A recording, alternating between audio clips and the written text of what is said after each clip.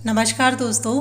एक ऐसे घर की कहानी जो भगवान शिव और पार्वती का था और रहने उसमें भगवान विष्णु लग गए थे। क्या आप बद्रीनाथ की कहानी जानते हैं?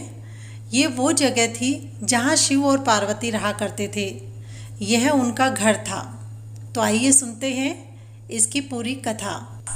एक दिन नारद भगवान विष्णु के पास पहुँचे और वहाँ जाकर के उनसे बातें की और बोले, आप हर समय शेषनाग के ऊपर लेटे रहते हैं। आपकी पत्नी लक्ष्मी आपकी सेवा में हमेशा लगी रहती है।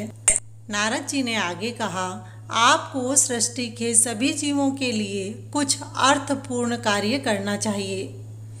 आलोचना से बचने के लिए और अपने उत्थान के लिए भगवान विष्णु तप और साधना करने के लिए सही स्थान की खोज करने लगे और नीचे हिमालय तक पहुंच गए। वहां उन्हें मिला बद्रीनाथ, एक ऐसा छोटा सा घर जहां सब कुछ वैसा ही था जैसा उन्होंने सोचा था। साधना करने के लिए भगवान विष्णु को ऐसी आदर्श जगह की ही तलाश थी। उस घर के अंदर वो पहुंच गए। अंदर जाने के बाद उन्हें पता चला कि यह घर तो शिव और पार्वती का है। भगवान विष्णु ने सोचा कि शिव तो प्रलयंकारी है। यदि उन्हें गुस्सा आ जाए तो तीनों लोकों का सर्वनाश कर सकते हैं।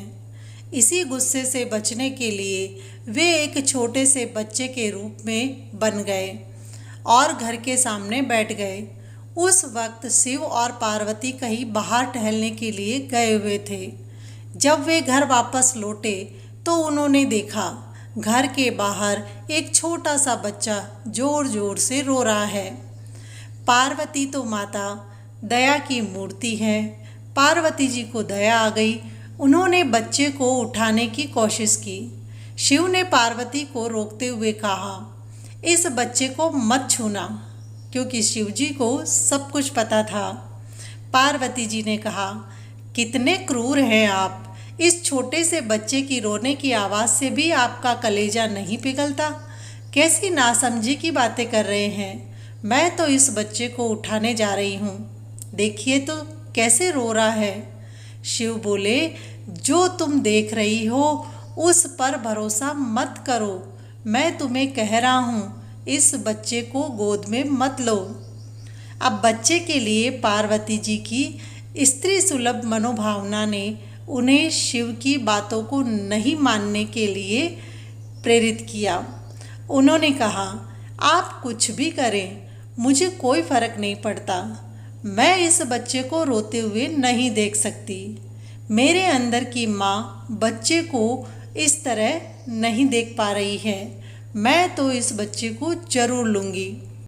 और यह कहकर के पार्वती जी ने उस बच्चे को उठाया और अपनी गोद में ले लिया।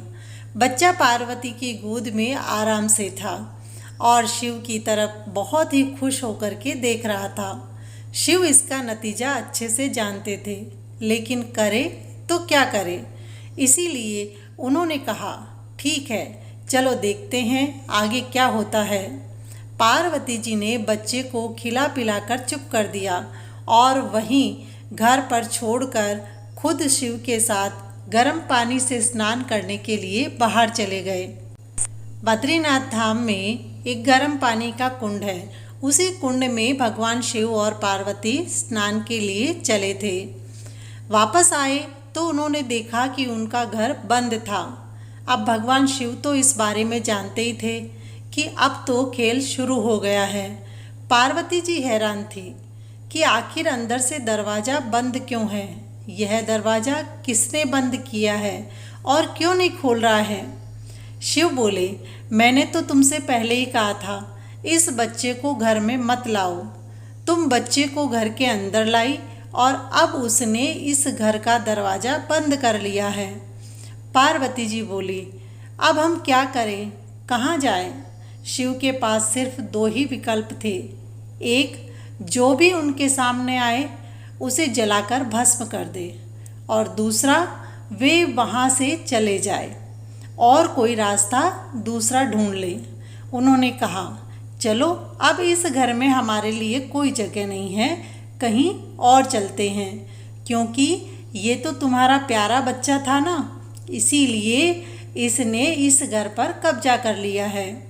अब कुछ नहीं हो सकता, चलो कहीं और चलते हैं। इस तरह से शिव और पार्वती जी को अवैध तरीके से वहाँ से निष्कासित कर दिया गया।